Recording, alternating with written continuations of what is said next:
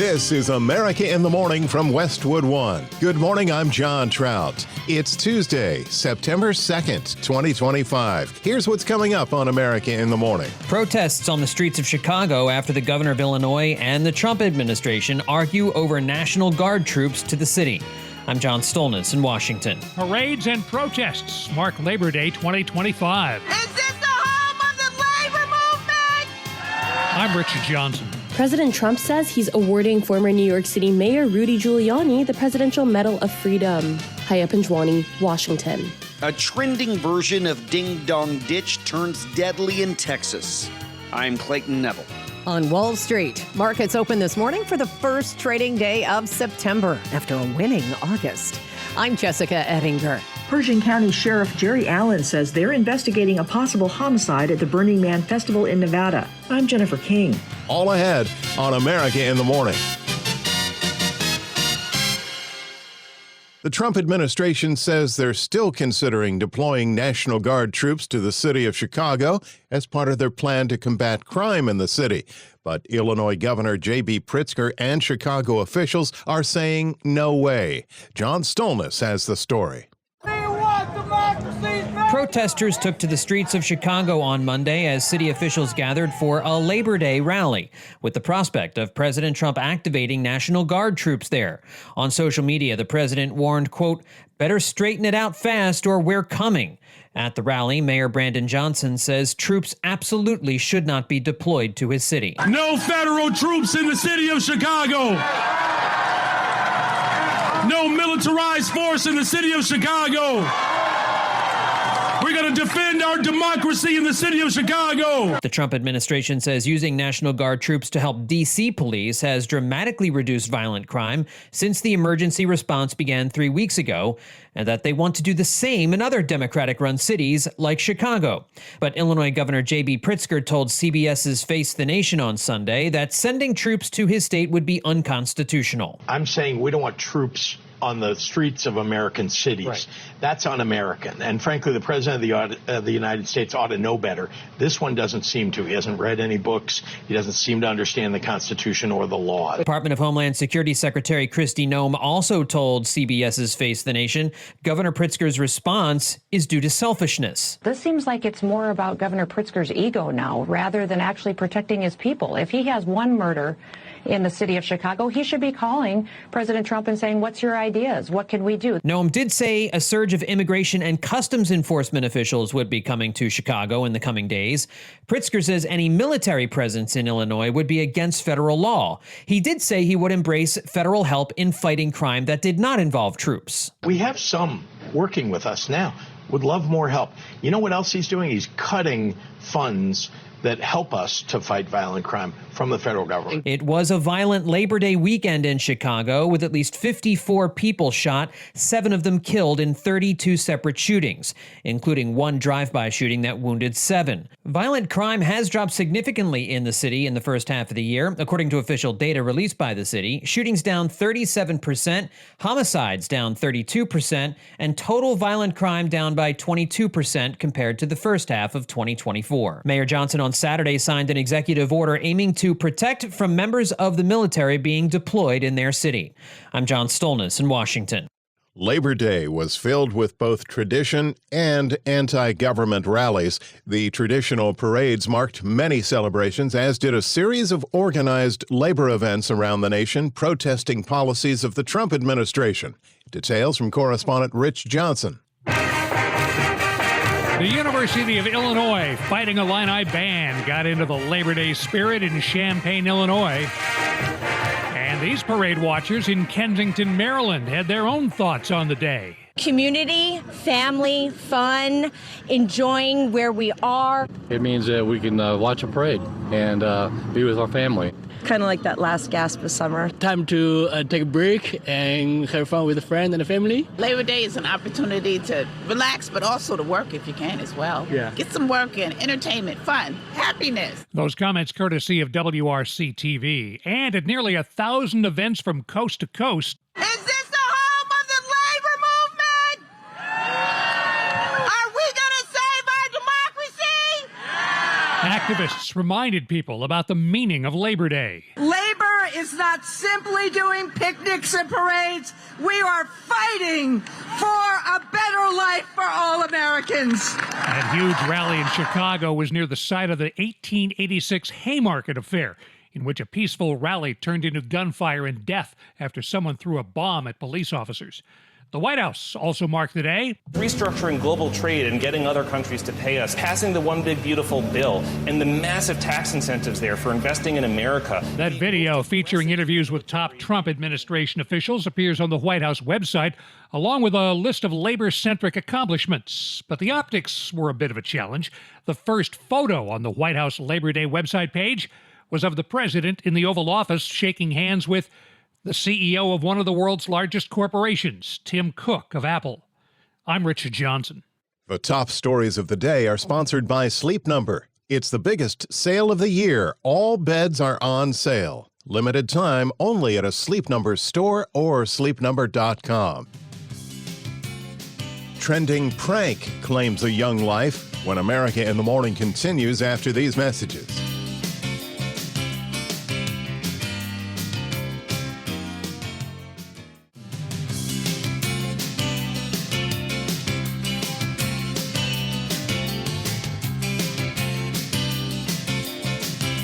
Welcome back. Here with America in the Morning. Heat advisories continue in the west. Showers for the central U.S. Here's AccuWeather.com meteorologist LaTroy Thornton. Residents within an area centered around western Tennessee, but extending as far to the southwest as northern Louisiana and as far to the northeast as eastern Kentucky will need to be on guard for rapidly changing conditions today as a disturbance passing through the area interacts with a good deal of moisture in place to boost the coverage and intensity of showers and thunderstorms through the day today. The risk for thunderstorms actually extends into the night for some of this zone, presenting an especially dangerous situation because any areas of localized flash flooding and especially water-covered roadways that develop will be much harder to see at night. Some spotty thunderstorms may also build closer to the Gulf Coast, but that area is not the only place facing the chance for precipitation today. In fact, showers and some thunderstorms may be rather widespread from the Dakotas into northwestern Wisconsin and the far western upper peninsula of Michigan as a powerful cold front reaches the Midwest and parts of the plains. This front's progress through the Midwest, Great Lakes, and eventually parts of the Northeast will be traced by some of the coolest air in months, with highs 10 to 20 degrees below historical averages, with more of an October feel arriving, even the risk for waterspouts once again on the Great Lakes. Some deeper tropical moisture also lifts into parts of the southwest today, a trend that continues through the rest of this week to eventually help spark more widespread drenching downpours from interior Southern California to at least the southern suburbs of Las Vegas, much of southern and western Arizona, and southwestern New Mexico. Any downpours would provide some drought relief for the region, but the risk for flooding also will need to be monitored over the coming days for any zones that pick up multiple downpours through the week. That's the weather across America. I'm AccuWeather.com meteorologist LaTroy Thornton. You can follow us wherever you get your podcasts. Just search America in the Morning in your favorite listening app. Over the weekend, former New York City Mayor Rudy Giuliani was involved in a car crash that fractured his vertebra. On the day he was released from a New Hampshire hospital, Giuliani found out he'll be receiving a high presidential honor. Correspondent Haya Panjwani reports.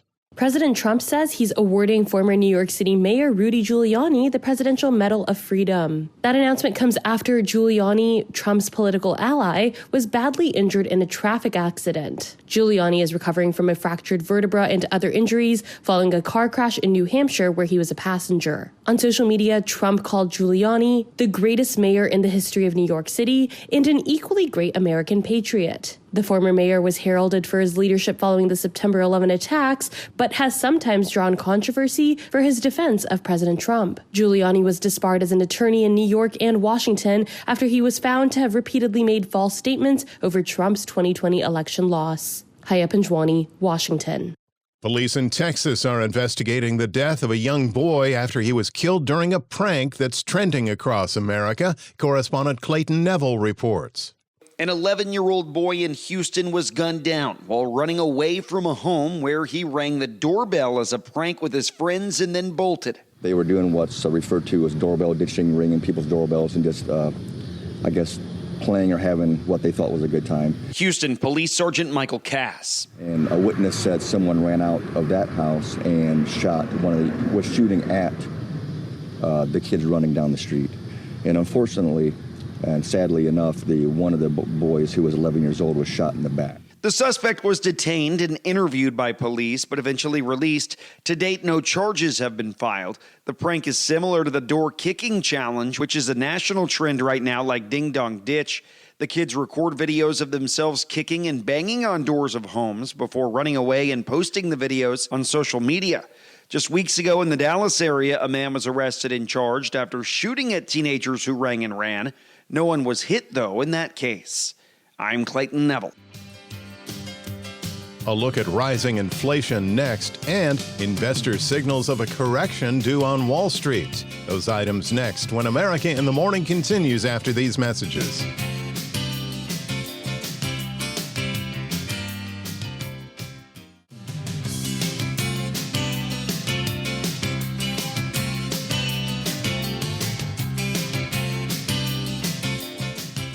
Markets reopened today after the Labor Day holiday. Here's CNBC's Jessica Ettinger with a look at business. Wall Street back at it this morning. The markets were closed yesterday for Labor Day.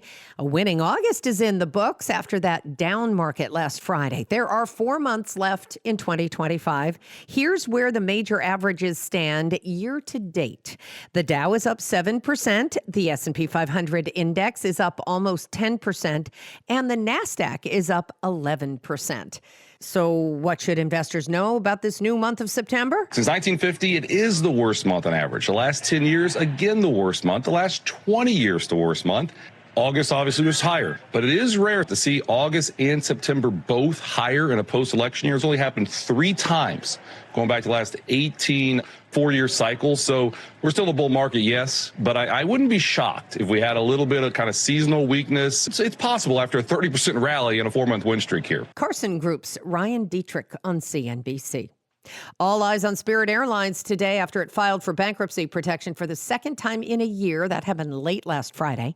Inflation is rising. In July, it hit its highest since February, now almost back up to 3%. The Fed's preferred inflation indicator coming in on target, which was the good news. But the bad news is it came in on target, which means it was higher. Headline PCE rising 2.6% year over year. Core increased to 2.9. That's up 1/10. Both have now risen for 3 straight months, and that's maybe the most important factor there. Inflation has not shown the full-blown effects of the tariffs, which many economists worry could still be to come. CNBC senior economics reporter Steve Leisman.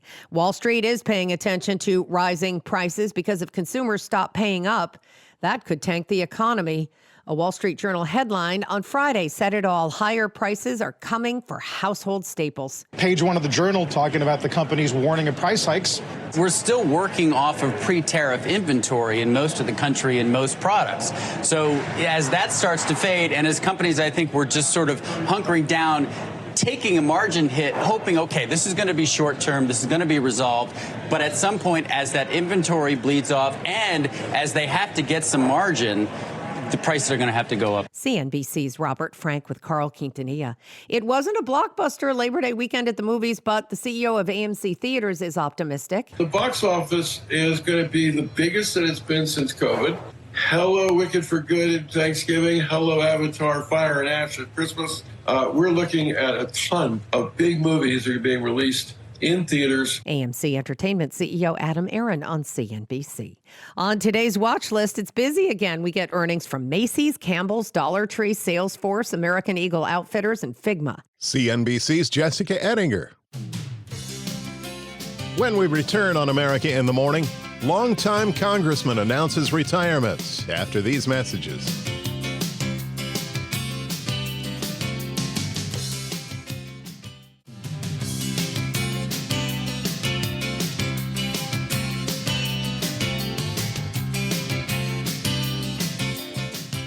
This is America in the Morning. An investigation is underway in the Nevada desert following a suspected murder at the Burning Man Festival. Correspondent Jennifer King reports.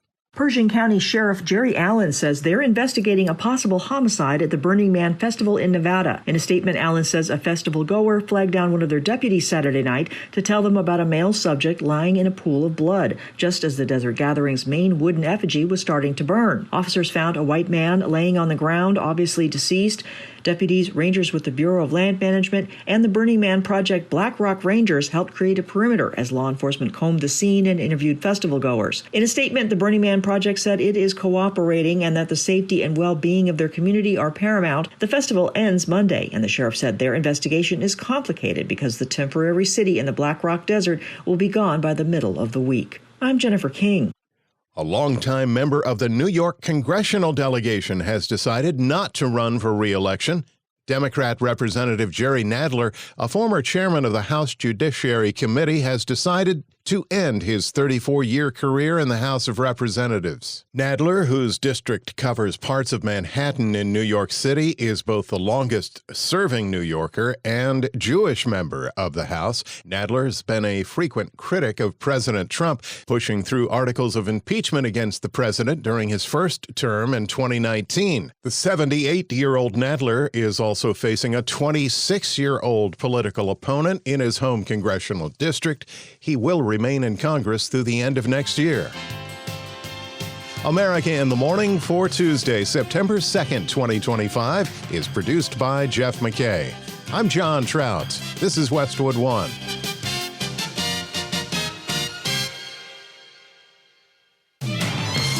This is America in the Morning from Westwood One. I'm John Trout. Coming up this half hour. Hundreds of new laws take hold in the Lone Star State. I'm Clayton Neville. More than 1.2 million immigrants disappeared from the labor force. I'm Lisa Dwyer. Update on the Russia-Ukraine stalemate. A victim of the Minneapolis school shooting now finds he needs emergency surgery. And two college football players, one lucky to be alive, the other who saved a life. Gmail accused of playing partisan politics. I'm tech correspondent Chuck Palm. What are the big movies coming out in the rest of 2025? I'm Kevin Carr. Dwayne Johnson's generating Oscar buzz at the Venice Film Festival. I'm Jennifer King. Back after these messages.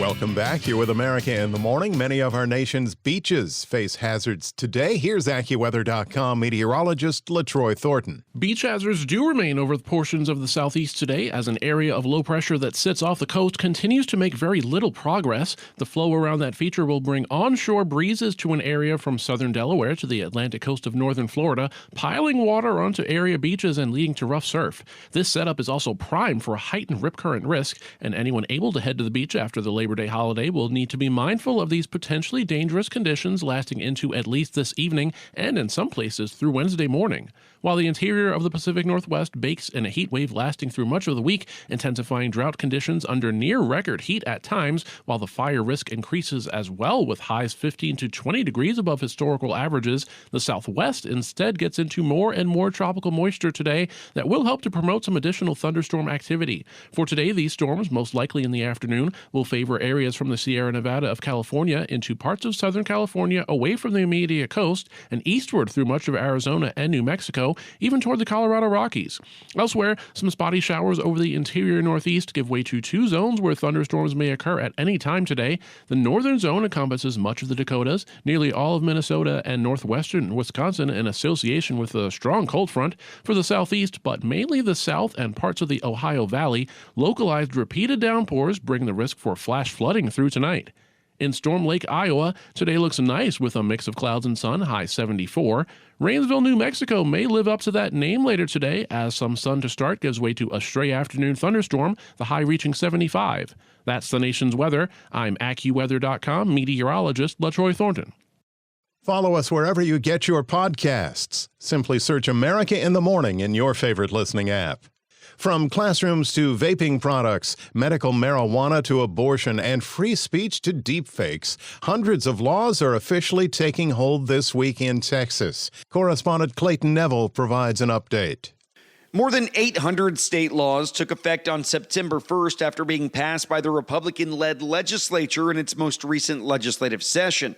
A session that saw conservative Republican Dustin Burrows as Speaker of the Texas House. So this was a different ballgame, and social conservatives were able to push through some things that may have gotten stalled under previous legislature. Matthew Wilson is a political science professor at SMU in Dallas. He told Fox 4 News that among the laws that took hold this week is a requirement in Texas public schools to post a copy of the 10 Commandments in every classroom. The U.S. Supreme Court is going to have to rule on whether or not a mandatory display of the 10 Commandments violates the First Amendment's Establishment Clause. Several school districts are tied up in litigation surrounding that law, but Governor Greg Abbott holding strong on his position.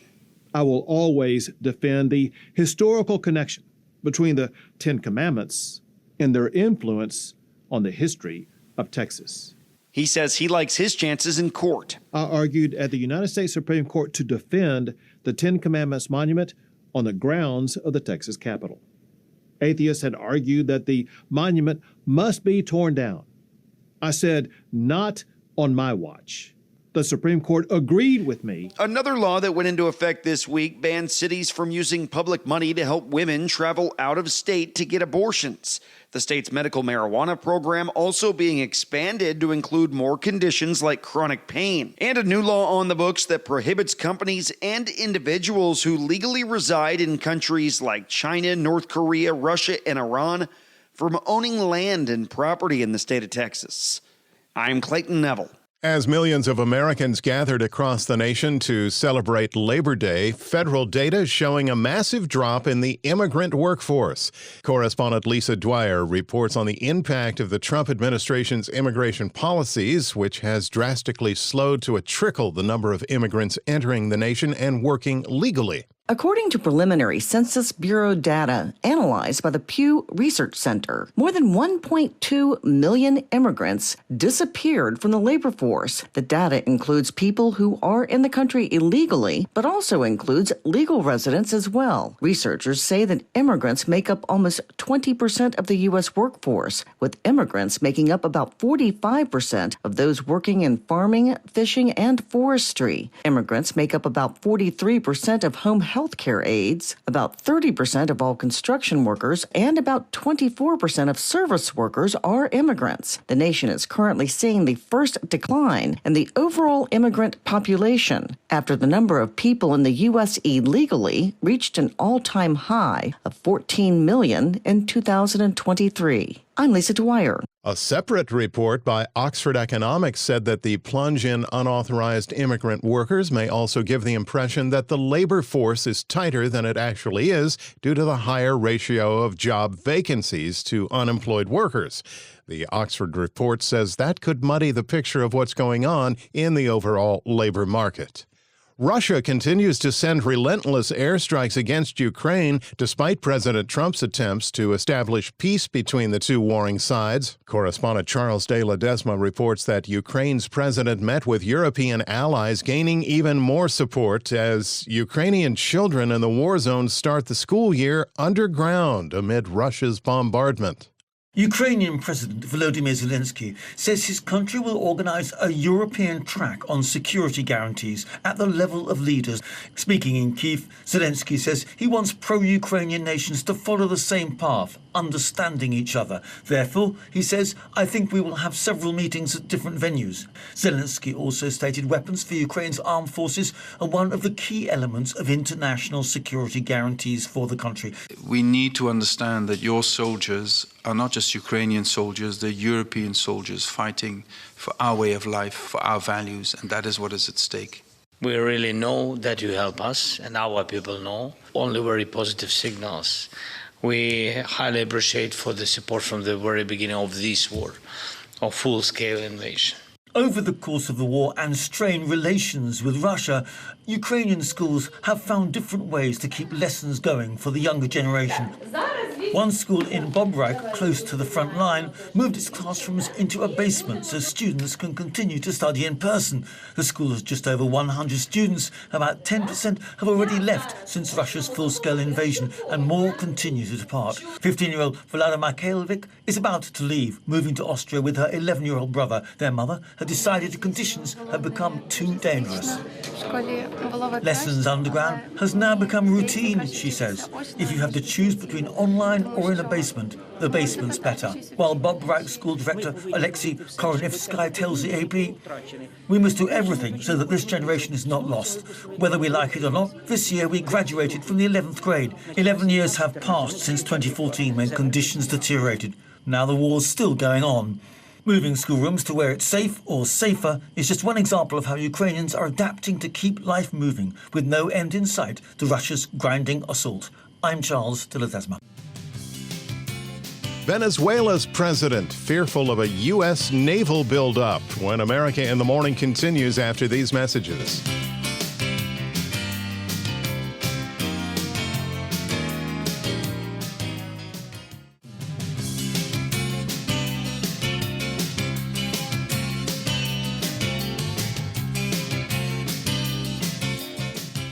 The death toll stands at over 800 and is expected to rise following a massive earthquake in Afghanistan. The devastation so widespread that the ruling Taliban government is appealing for international aid. The area where the magnitude 6.0 quake struck is in a remote mountainous sector near the Afghan border with Pakistan.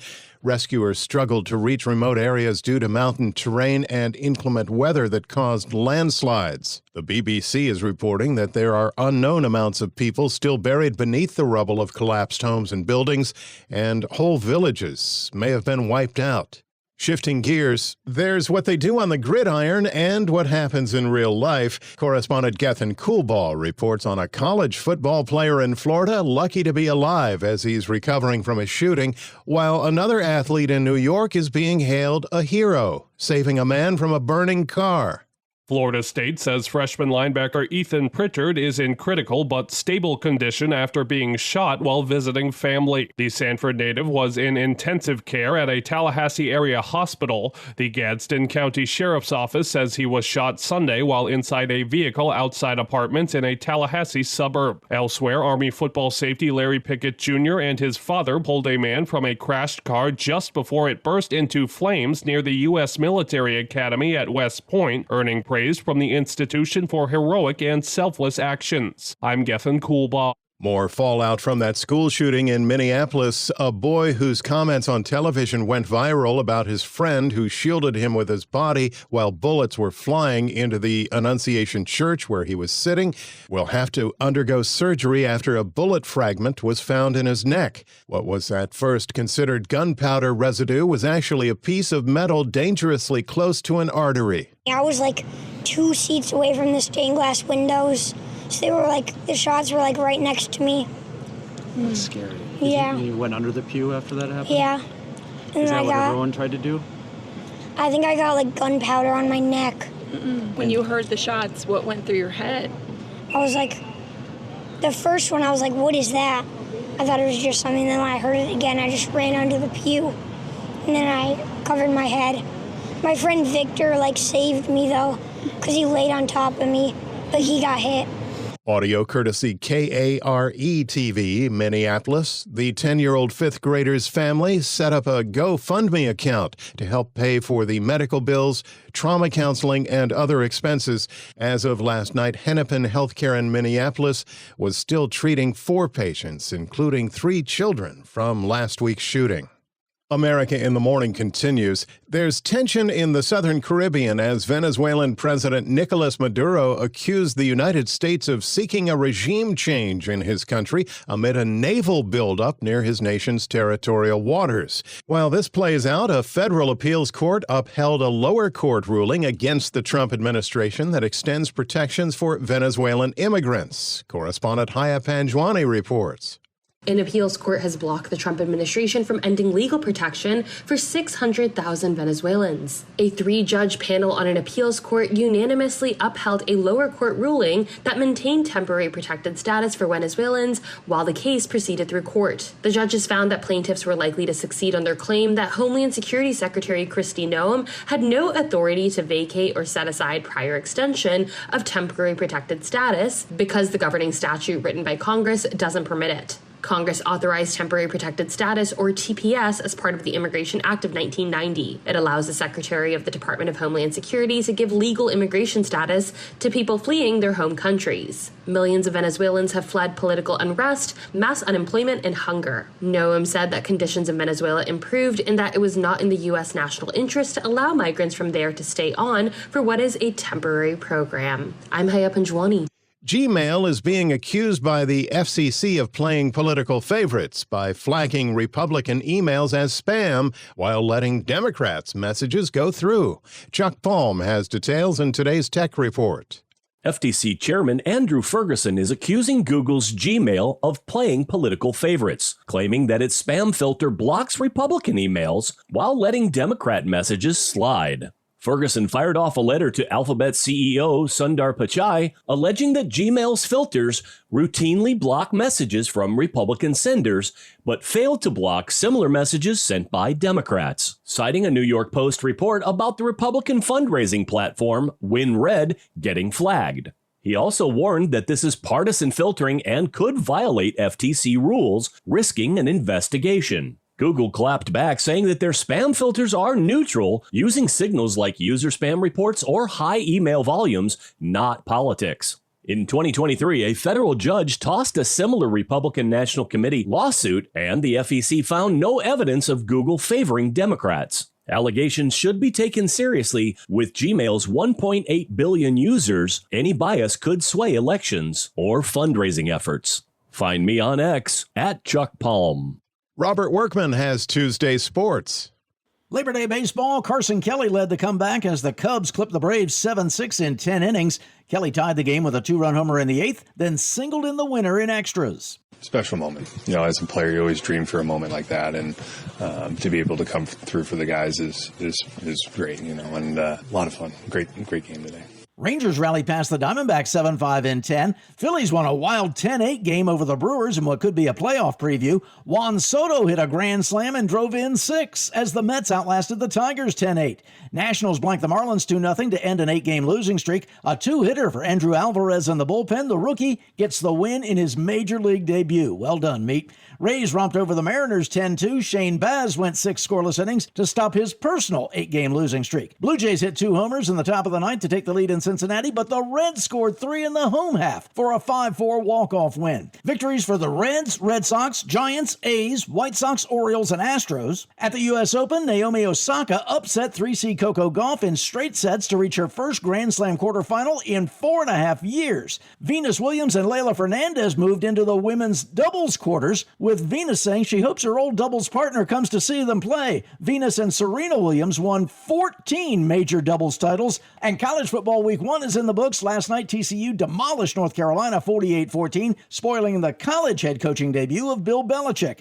Keep in mind, Belichick lost his first game as an NFL coach with the Browns and began his Patriots career 0-4. And that eventually worked out okay. That's Tuesday Sports. When we return on America in the Morning, former pro wrestler, now potential contender for an Academy Award. After these messages.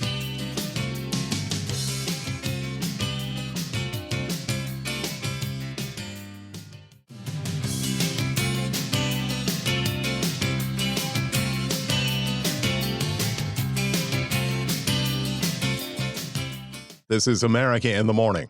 With just 4 months to go in 2025, there are still movies that have yet to debut. Kevin Carr has a list of the big films on their way to theaters.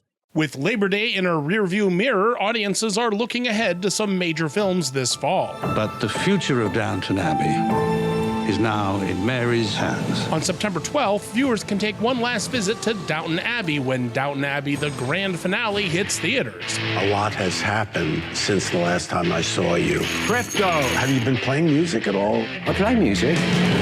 at a pub. It has been a while, and now Spinal Tap 2, The End Continues, comes to theaters on the same day. You think you're in control of this? You're not. In October, The Grid comes to us when Tron Ares is released on the 10th.